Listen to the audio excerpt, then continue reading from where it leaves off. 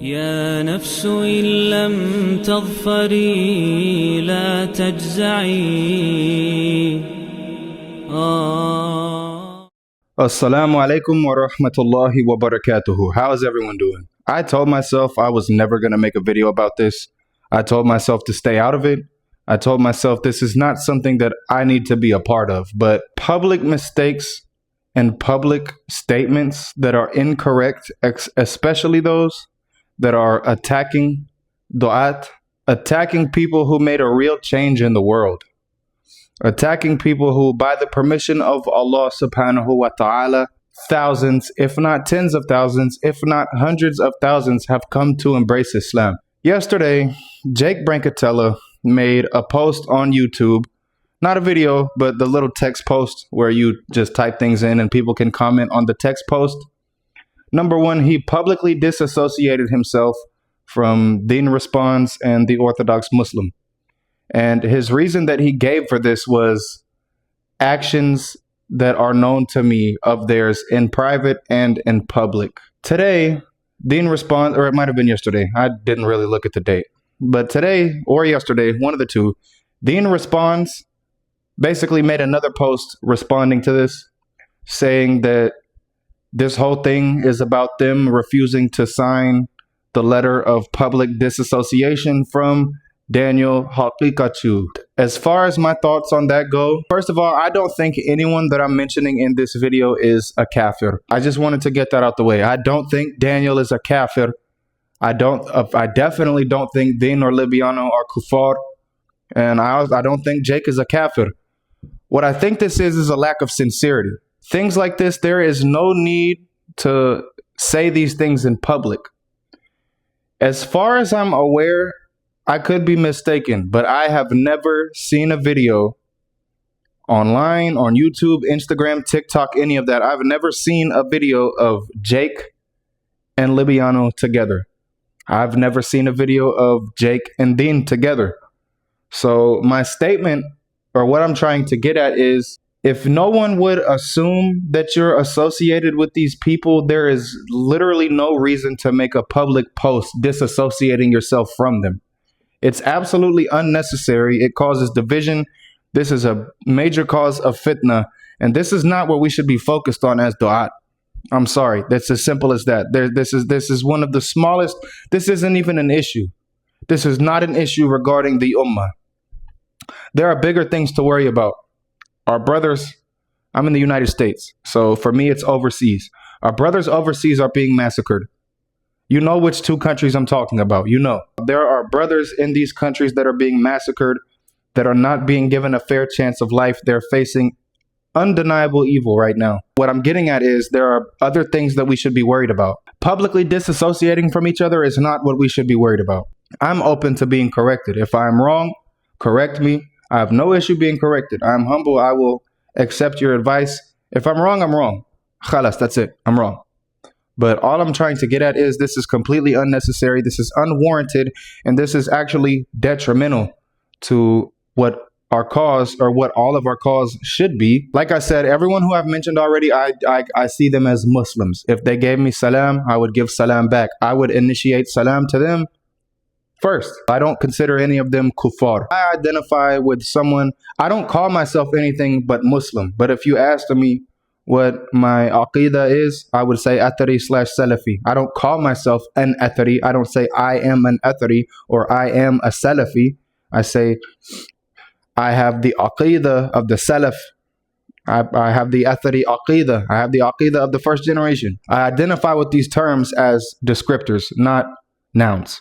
A problem is that when we become quote unquote super Salafi, and I won't even sit with you. If you disagree with me on this matter, I won't sit with you. I won't say salam to you. If you think being anything aside from Athari or Salafi and aqidah makes you a kafir, Salahuddin is a kafir according to you. The liberator of Jerusalem according to you is a kafir. Jerusalem was liberated from the Christians by a kafir according to you. Salahuddin was an Ash'ari. Does that make him a kafir? Absolutely not. Salahuddin, no, I don't know of anyone who would call Salahuddin a kafir. But we have this issue Whenever a renowned figure in Islam, someone like Salahuddin al-Ayyubi or Imam al-Ghazali or any of these people, may Allah have mercy on both of them, we have this habit of, if you follow the Ash'ari Aqidah, you're a kafir, according to some of these super Salafis. But you wouldn't dare apply that to Salahuddin. You wouldn't dare apply that to Imam al-Ghazali. And anyone who does say such a thing, I make la'na upon you. I send la'na on you for declaring a Muslim outside of the fold of Islam. You know, there's a hadith of the Prophet alayhi salatu wasalam. No Muslim says, ya kafir, to another Muslim, except that one of them definitely is a kafir or something along these lines. So you need to be really careful about who you call kuffar, because this could end up this accusation could turn back around on you if all the conditions are not met and this person is not actually seen as a kafir by Allah subhanahu wa ta'ala. I'm not saying you're definitely a kafir if you call a Muslim a kafir. I'm saying it's a possibility. I'm saying you're playing with your deen. You're playing with your Islam. And I'm not saying that any of these brothers that I've mentioned are calling each other kuffar.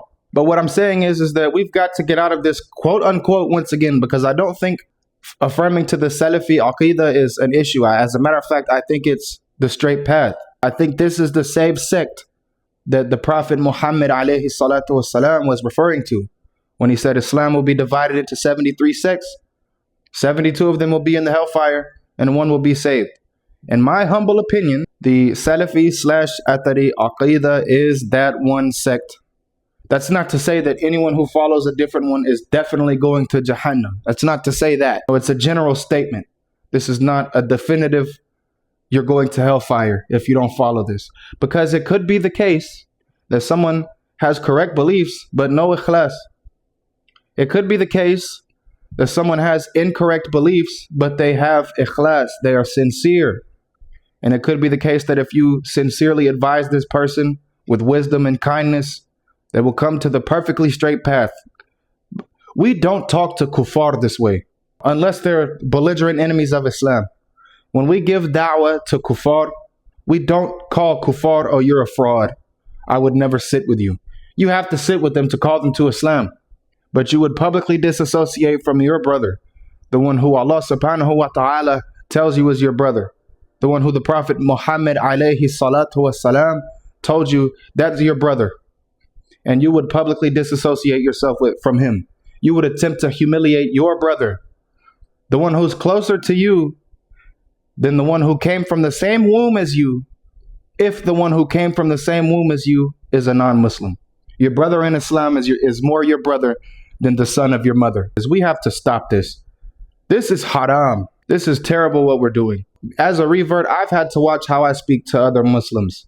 I'm not immune from falling into this. I'm not claiming to be better than anyone. But what I'm saying is that when we do these things publicly, you can expect to be corrected publicly. If you wanted to disassociate from them, fine. Khalas, that's it. You don't have to sit with them if you don't want to. But by making a post and attempting to, and calling them, and what did you say? You said that they fear men more than they fear Allah subhanahu wa ta'ala. Do you understand how grave of an accusation that is? This is a trait of hypocrites. Fearing men more than you fear Allah subhanahu wa ta'ala, this is a trait of a hypocrite in Islam. That's what this is. And hypocrites will be punished even more severely than outright kuffar. I hold no ill will towards anyone I just mentioned. I want the best for you. I would never publicly disassociate myself from you for no reason, for refusing to sign a piece of paper that I brought to you. I would never refuse to sit with you and accuse you of fearing men more than you fear Allah subhanahu wa ta'ala. I would never accuse you of fearing the creation more than the one who created you, for refusing to sign a piece of paper that I brought to you. I would never do such a thing. A'udhu billah. I fear standing before Allah subhanahu wa ta'ala and attempting to make a fool out of my brother in public and attempting to humiliate my brother in public. I fear standing before Allah Azza wa Jal with that sin. That's something I fear. If you found this helpful or beneficial, please like, subscribe, and comment. Assalamu alaikum wa rahmatullahi wa barakatuhu.